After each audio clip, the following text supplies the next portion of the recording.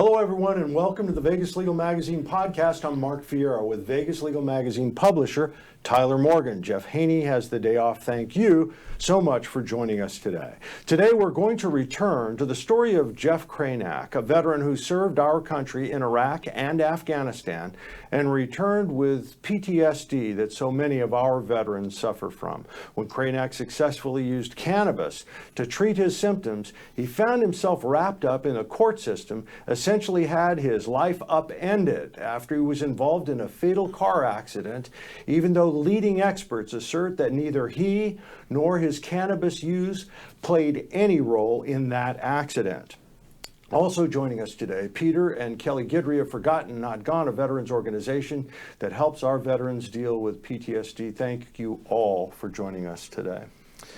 So if we could, real quick, Jeff, just so that we can bring all of our viewers up to date. We'll quick walk through the case. You used marijuana the night before driving. Yes, about 20 hours before. You got into an accident that resulted in the death of the other driver, but you did not cause the accident. Yes. The state's top fatal accident investigator says you weren't the cause of that accident. Put it in writing in a report to the court, correct? Yes. The marijuana was not the proximate cause of the accident, according to this expert, and a highway patrolman on the scene said that you showed no signs of impairment. That's all correct. It was the metabolite, the non-active part of marijuana, that was the basis for your arrest. Nevada's per se law. You went to jail. How long were you inside? 6 months. You faced a possible prison sentence of how many years, even though you didn't cause the accident? 16 years is what I was threatened with. So you get it reduced in negotiations. So now you've got this great deal. How long are you going to be separated from your family if you accepted the negotiation? If I didn't? If you did accept.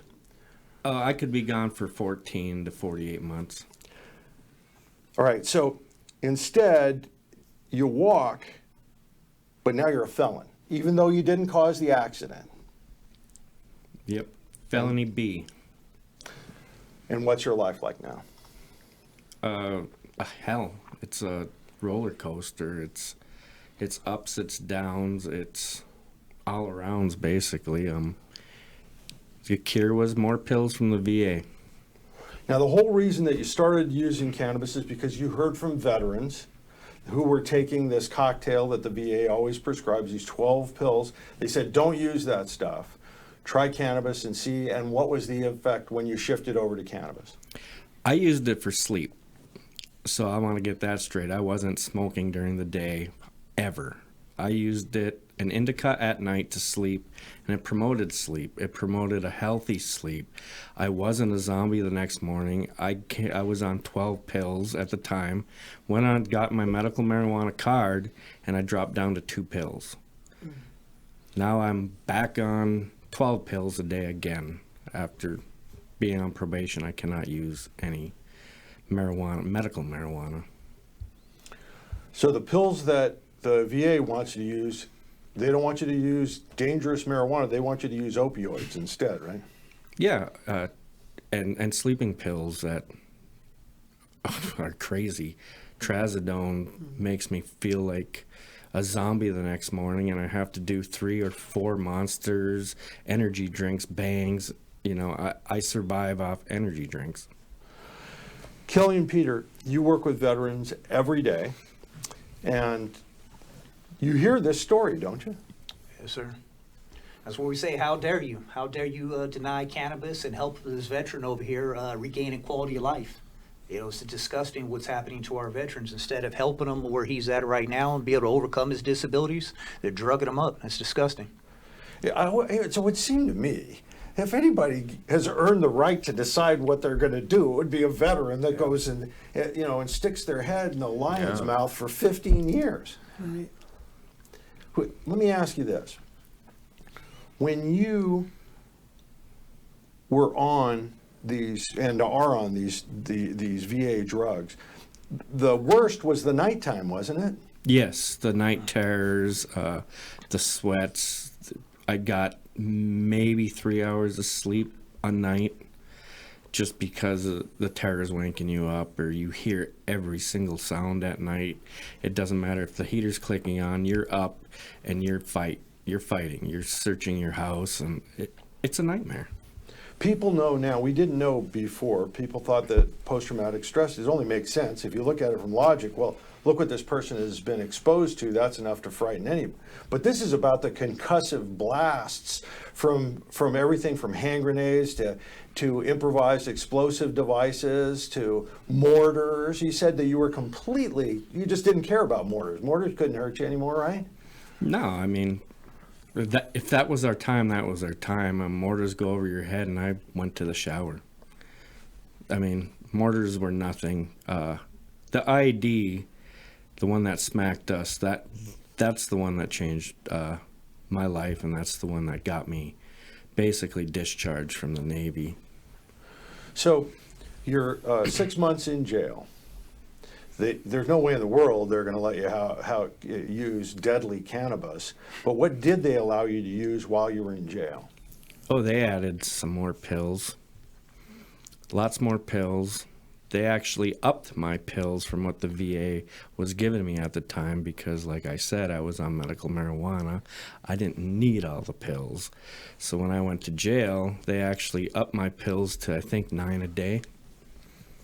I just want to make this clear because maybe you're sitting at home and you think, well, I'm off the hook here, I'm not a veteran, or whatever set of circumstances. But the reality of the situation is if you legally smoke marijuana in the state of Nevada, and you're one of those special people who drives a car, and somebody runs a red light and they get killed, or somebody in your car is injured, your life is over, right? Basically, yes. It's probably you being a vet is the only reason that you're sitting here and not sitting in jail for 6 years. I believe to be very lucky to be sitting here and having my sentence suspended and going on probation. Just so that everybody is clear, because not everybody is going to have this opportunity. Not everybody is going to have this. But the state's top accident investigator, Red Fierro, he's just known as the expert in the state of Nevada. He came right out and said you were not the cause of the accident. The other guy ran a red light, that marijuana was not the proximate cause of the accident. Imagine what happens to a regular person that doesn't have, we'll give veterans at least some second shot. You didn't get to go to veterans court. Anybody who thinks they're going straight to veterans court, I got a really, really set of bad news for you, right? Yeah. Because it didn't happen in your case. Nope. It got kicked out by the district attorney. Now you're straight up criminal court. Yes. Everyone agreed to veterans court, including the judge, and the district attorney shot it down. So let's talk, guys, just for a minute. Well, you know what? Let's put this in perspective. Kelley and Peter are the co-founders of Forgotten Not Gone. It's a group that just really helps veterans in a very, very special way. And we want to show you this videotape so that you can see exactly what it is that they do and the smile on these people's faces.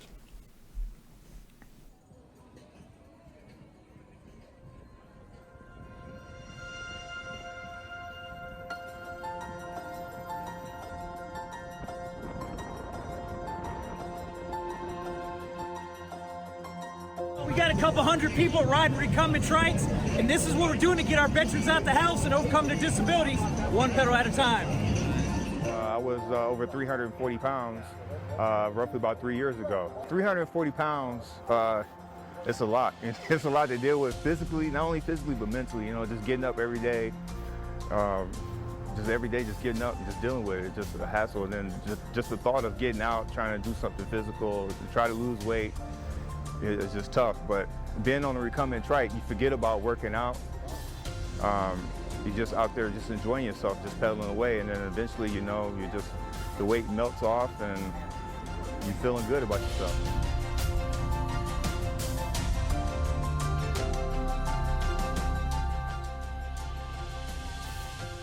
The camaraderie is super important. That's what we hear the most, is that when I got out of the military, I lacked a purpose, I lacked a mission. And once they become riding again or get out and get around people, they feel like they have a purpose, like they have a mission again. If it's not to save themselves, it's to save someone else. That's the opposite of being depressed, you know, it's having fun. And exactly how we're ending veteran suicide. The veterans are having fun, the Veteran Peer Support Network. We're getting outside the house, overcoming our disabilities, and life feels good.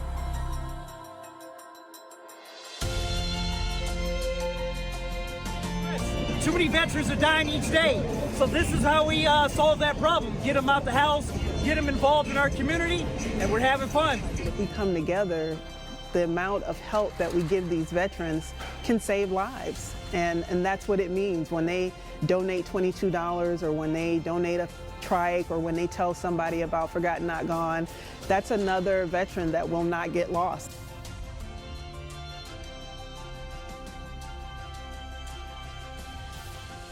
I want everybody in our community to see that, to see what it is that you do, but I especially want veterans to see that. How do veterans, for starters, how do veterans get involved with you?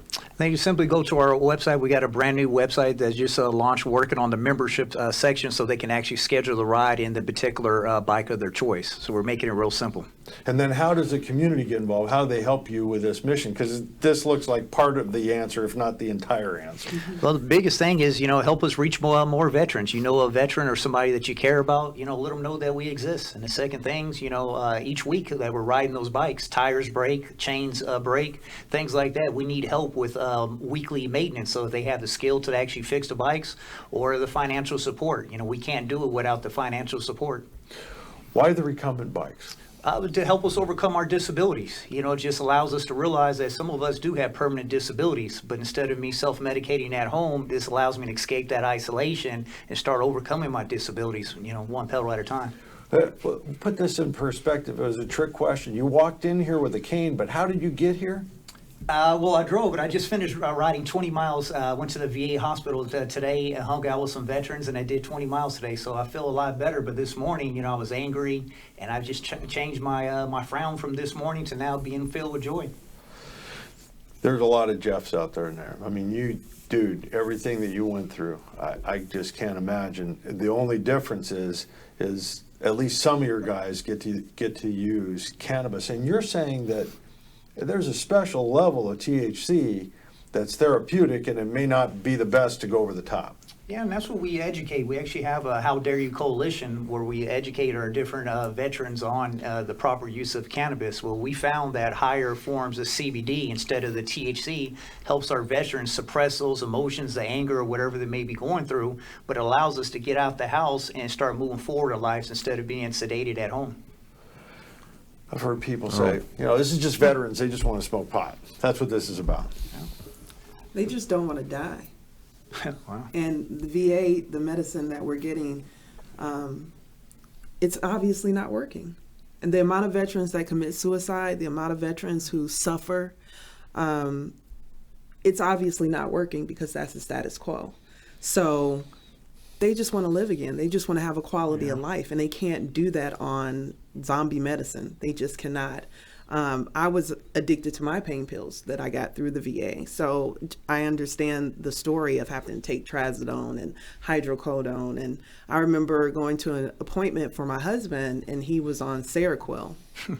And they were like, he's so much more calm. He was literally drooling. Like, I couldn't even have a conversation with him. And I'm like, that's what you think is successful? You think that's helping him? It works for them, huh? Right. Yeah. As long as they're incapacitated. Like, I couldn't even hold a conversation with him. Now I can't shut up. I'm having so much fun. Worked against me. I will. It's amazing how bad the medications are and like how accessible the marijuana is, yet we keep holding it back from everybody. Mm-hmm. Yeah. Jeff, explain for everyone, because you talk about how different your life is now that you're back on the pain pills and everything, but how is your personality different each day when you were using marijuana versus now when you're using the medications? I think a big part of it was cutting down the night terrors and getting good sleep. Mm-hmm. I woke up in the morning feeling refreshed. I wanted to get out of the house. I wanted to do things with my son and just get out of the house. Now, I'm going to work and I'm going home. I'm not going out. I sit in front of my Xbox and play my video games till I get yelled at. Wow. There are certain things that are self-evident, and one of them is that Jeff, before he went to jail, and he's using cannabis, and pretty much only cannabis to treat himself, is such a good employee, think about this for a second, is such a good employee that when he goes to jail for 6 months, he still has a job. Wow. That's the comment on how well you were functioning prior to this whole mess. What's happened to your family life since you're back on these drugs? I shut myself off to my wife. I don't have time for her. I don't want to deal with her. When she's yelling, it's in one ear, out the other. I'm just not there. I mean, like my mom told me after the first time I got in a firefight and came back, she said, "Son, you changed." Well, I got my life back with marijuana, and yet again, son, I've changed. You were really careful about, I mean, your kids were never in a position to see you smoke, were they? Never. I was a t-ball coach during the day, soccer coach, hockey coach. I didn't bring that around the kids. You know, You sorry remember about to that. turn off your cell phone before? Maybe. Yeah, I pick up the kids' time. My bad. But yeah, I was active in the community. Now, I've been called by my Mason buddies to go to the lodge. I don't want to go to the lodge. What were you doing the day of the accident? Where did you come from and where were you going to? I was taking my son to a fossil farm that's out on Shadow Ridge. We were out there because he's a big dinosaur buff. So I said, well, let's go look at some fossils. And lo and behold, that's what we did. And then where were you going after that? We were stopping at McDonald's and straight to the T-ball game. And now? Yeah. Now it's blah. My life is up and down, wake up in the morning crying for no reason, suicidal thoughts, rampant again. It's basically the same old nightmare I had before I went on marijuana. I'm going to say this to every person who cares about veterans and who sees the logic of this argument. I'm not a veteran. I'm not making the argument for any of you guys, but I see it over and over and over again that people are finding relief in this. That, you know, campaign time is coming up, and I think it's incumbent on anybody who cares about veterans, who cares about this issue of, you know, not being able to safely drive a car in the eyes of Nevada law. Now the campaign time is on us. Is ask every single person who's running for state legislature, where are you on Nevada's archaic per se law? Because that's the only reason you're in the situation that you're in, right? It's a set of words on a piece of paper that says you're a felon for the rest of your life. It's one of the only states that legalized marijuana and didn't adjust the per se limits. They kept it down to the lowest amount they could test, and every other state adjusted limits. And so that we're clear, there is no scientific basis. In fact, what they do is they took the marijuana metabolite, and the reason that they used, is it 2 parts per billion? 2 nanograms active and 5 metabolite. Okay, so the metabolite, think of it as like a cigarette ash. And it's not going to do anything to you. It's just a cursor that there used to be something that was combustible there before. The only reason that they chose that 5 nanograms is because that was the lowest level that they had the technology to test for, or they would have even made it lower than that. Sure. It has no basis in terms of what impacts your driving ability.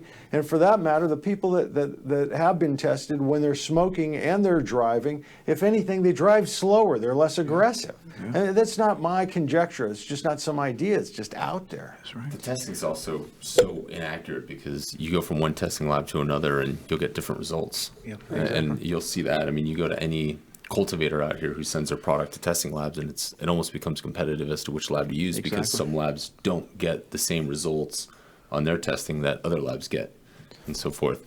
You mentioned about calling the state representatives about the per se law, but I think it's really an important time to start really haggling our U.S. congressmen about the federal marijuana regulations, because if you look at how well the marijuana helped you before, Just consider how little bit of research and testing is on the product now, and how much further we could be, in another 5 years, 10 years down the road. I mean, we could really be saving lives with marijuana if we could let I hate to say it, but like even the pharmaceutical companies, if they would open up and get into it and use their background and their scientists, God, the sky's the limit on what we could do. Yeah, there's no upside for them right now, so they're not. There's gonna none throw for them, money but in. imagine giving them an incentive to get involved. Jeez, we could be doing all kinds of great things.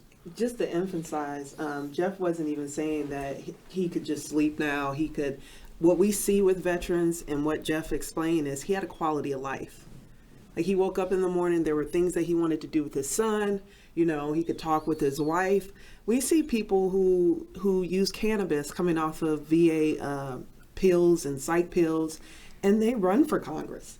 They amazing people doing things in their community. So not even if you care about veterans, if you care about your community, you need to get educated on what good it does for people, because they go above and beyond. If you knew us 8 years ago, you know what I mean? Like, yeah. I don't even use it. I'm such an advocate for it, because the only reason I have my husband today, it saved his life. It literally saved his life. He wasn't sleeping. And Jeff says that sleep deprivation can eventually kill you. When you sleep, absolutely. that's when you heal yourself. Testosterone. My husband wasn't sleeping so bad, he had started to stutter. He couldn't even convey a message. Like, he couldn't have a conversation with people. And when he started to use cannabis, and the only reason he did that is because I got sober off of the pills, and he didn't want them coming to the house anymore. He never even abused his pills. But to support his wife, he said, no more pills coming to the house to help you out. But he's in constant, consistent pain. And he said, well, let me do some research and find out about cannabis. Changed his whole life. I think we're going to have to do some changing about the way that we think about the use of cannabis and the impact that it has on diminishing the amount of alcohol that's used, Absolutely. the amount of dangerous drugs that are used. I mean, you hear stories about people going off of opioids and they hit a wall. I mean, they're ready to shoot themselves, they're ready to, and there are countless stories of veterans that walk away from all the opioids, use cannabis, and they go, oh, I had a headache one day, I remember that part. Yeah. Right. But there's not a withdrawal. There's not a whole thing that they go through when they're using cannabis, as far as you've heard, and you've heard a lot. Right? Well, the side effects is I realized that life is not over and that I got responsibility still. So the cannabis allowed me to suppress those disabilities and the pain that it caused me and start moving forward in my life. But I was on a host of medicine, just like sleeping 3 hours. It was a horrible experience. But I'm just 7 years into my journey, and I learned about the cannabis, and now I'm moving forward. We started the nonprofit, but before that, I have a track record from being medically retired of 10 years doing nothing but being drugged up at home. So it's amazing that it's unbelievable that I'm actually could be around you guys today, and I'm filled with joy because of it, because it's amazing. But my heart goes out for Jeff over there, because it's disgusting what they're doing to him. And that's why our organization is so important. I know veterans like him, I can never sit down, hey, buddy, what's going on with you and all that. He's catching hell right now. Yes. But that's like on our bikes. I put Jeff on a hill going 50 miles an hour downhill in Red Rock. I'll cheer him up for a little bit. But tomorrow he's still going to have some issues, that he's going to have to deal with. But that's why we need veteran peer support, because some of our problems are not going away today, and I need somewhere to go tonight to be around some veterans so I don't, do something self-destructive. What got you to come up with the idea with the bikes? I went to the War-Related Illness Center in Palo Alto, the VA center over there, and so at the end they do a whole bunch of testing for a week on you, and so they finally did a comprehensive. These are your disabilities, these are a challenge, and now here goes a solution. So they recommended a recumbent trike for me, but unfortunately, when I came back with that recommendation here at the local VA, they wouldn't actually purchase the bike for us. Mm-hmm. But long story short, we ended up taking out a personal loan, bought our first 2 bikes in September 2013, and now we got over 40 different bikes, and now we're providing what we couldn't get. We're providing that free of charge for our fellow veterans. That's great. So what does one of these bikes cost? Just in case there's a business out there with a heart that wants to throw a couple of bucks at you guys. I know they're not inexpensive. Yeah, well, we have the custom bikes that we have without the shell around them. They're about $10,000, and with the shell on there, They're about 15,000. Great co-branding opportunities because it could have sponsored by on the actual bicycles. But the biggest thing about our bikes is they have the electric assist. And the new bikes that we're having, the pinion part, those two parts alone are $4,000 just for those two parts. But it's allowing us to get veterans like you saw in the video. Jim, 73 years young. He's using his electric assist, doing 20 miles a day. He's overcoming his disabilities. And that's amazing. That simple $10,000 for a bike sounds like a lot for a person, but look what they're doing. We've got these veterans out for 4 or 6 hours at a time, right? The VA can't sit down and spend with you 4 hours today and say, hey, what's going on with you? We need to be around other veterans, and I need something to do besides drinking myself to death. It's too easy, isn't it, to go Too down easy. that other path? Yeah. Especially where we live. It's Yeah. 24 hours of nonsense Take that you can get into. Yeah. But you said before why we're coming to trikes. Because of the 3 wheels, there's no learning hangover or anything like that. And we have a lot of veterans that ride with us that have TBIs, traumatic brain injuries, and so their balance is off. It's specifically designed for rehabilitation, so it craters the back. It's custom made for your knees, so the cycle of the revolutions are different.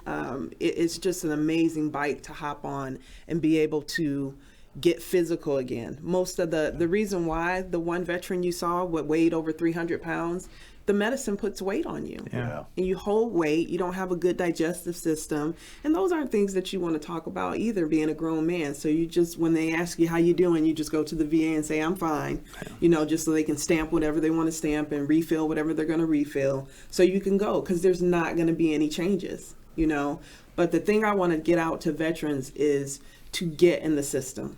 Go to the VA and fight. Yeah. They just give us medicine so that we can go away. If you go in and you fight, you get around some people or get involved in organizations that fight, we will be able to dictate the level of care that we want.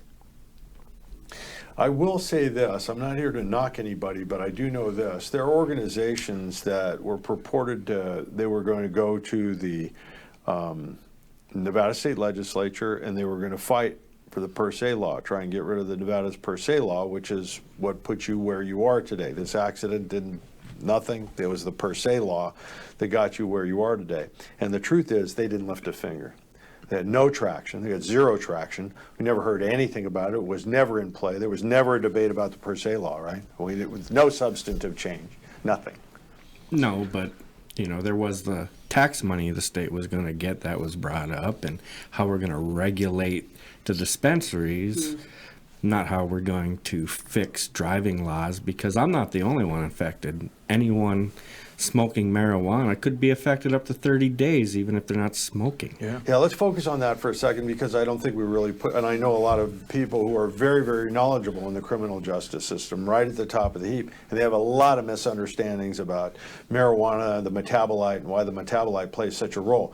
Anybody at home who thinks that they can smoke marijuana and 3 or 4 days later drive a car and be safe and not get arrested, not suffer arrest, or God forbid, end up in an accident that you didn't have any cause in. The only reason that you were simply there when somebody decided to run a red light, they made that decision. Any of us that end up in that situation could have their lives destroyed. Absolutely, have their kids. That was the real threat. That's how they got the 16 years on you, and that's why you were willing to sit down and negotiate, because they were talking about ending your connection to your kids, right? Yes, they were charging me with a felony B child endangerment because my son was in the vehicle with me. So you use marijuana legally. 3 days later, you're driving. You have your kids in the car. If you get in an accident, you could very well lose your children under the current law in the state of Nevada. Absolutely. Or your freedom. Freedom. Scary. Be a felon, lose the right to vote, Right. lose the right to hold a weapon, lose all of the things that you fought for. Employment. Yes. Well, I think it's time for somebody to do something. I'm not sure what we can do, but I know you and I are going to find a way to try. I wanted to go back to the whole VA thing. You talked about, go down to the VA, get involved, fight. It just seems like there's this constant circle of veterans going to the VA and just not getting sufficient care. I'm not a veteran, so I really can't speak on exactly what the details are, and I don't know if you have an answer to this, but what do you think it is, or more or less, what do you think has to be done to sort of enhance the VA so that veterans are finally getting the care that they need? Because it just seems like every political cycle, it's, what are you going to do for the veterans? What are you going to do for the veterans? And you would think after years somebody would have finally done something by now, but it just seems like it's a constant issue. So what really needs to be done? If I may, I would say as veterans need to start working at the VA. You know, the more and more of us veterans that's actually working there, becoming the doctors and nurses, we can start saying, hey, you know, that's not a way to do it. Like you said, we got to get involved, not just as patients, but what happened to all the military doctors? How come they don't go, when they're done with the military, go work at the VA? We need to get more veterans, you know, actually in there working on the system. Veterans need to do at least two things, right? They need to be responsible for their own health, right? So they need to educate themselves, and they need to make noise. They really need to make noise. I try to do my best to be involved with the VA. I'm not bashing them. I just know that they have a certain amount of protocol, and in order to break that protocol, you have to make enough noise. You have to let them know that there is a challenge. And I think what you're saying is good. People say things to us and they pacify us, and we say, okay, they're really going to do it this time. It seems like every politician is writing that. Every single time. I'm going to work with the veterans. I'm going to work with the veterans. And veterans. we don't follow up. We need to hold people accountable. What did you do before you started running? Of course, everyone is going to help veterans when they're running for something. I've never seen you before. I've never seen you at the VA. I've never seen you around veterans, any nonprofits, learning anything, talking to Jeff about, there's plenty of stories out there that they could go sit down and talk with people. If I haven't seen you prior to that, don't come tell me what you can do for veterans. Come show me what you've already done, and maybe I'll listen. Well, I will say this. There are a lot of veterans out there who may not have any need, for cannabis or any of the rest of it, but I know that they care about other veterans, and I know that some of our veterans, that this is something that is definitely part of their answer. Yes, and May too, and the VA has monthly or quarterly meetings, open houses that they hold, and a lot of times you go there's less than 50 people. So here I'm gonna complain about the VA, but I won't show up to the actual meeting where they're actually addressing my issues. We need to start, the town halls. There you go. We need to actually show up to the town halls, fill out the paper. I have this issue with you. Can we work it out? But if I never do that and I'm just complaining from the house without you seeing me, we're not going anywhere. So I just don't want to put it on the VA and everything else. As veterans, we have to take responsibility as well. Yeah, I mean, I got to imagine I'm sure there's some physicians at the VA that genuinely are great physicians. My doctor. But they're just, they probably feel like they've got their hands tied. Absolutely. And they just think can't there's a do enough. bureaucracy any place, it's at the VA. I mean, And the there's best no people in the world standard can't believe across. it. So like every VA is different. The VA here works very different from the VA in Phoenix. There's nothing really that's level. So when you say about talking to congressmen about cannabis and stuff like that, maybe talking to, on a federal level to get everything across the board at the VAs, just to have a working level. I mean, it's so completely different. 9-day difference. Yeah, every time I see a politician running for whatever office it is, whether it's a local position or whatever, anytime you see one, regardless of political affiliation, that has military background, you just have a different amount of respect for that person because they've got equity. You know that they have a vested interest, at least in that aspect of our country. Yeah.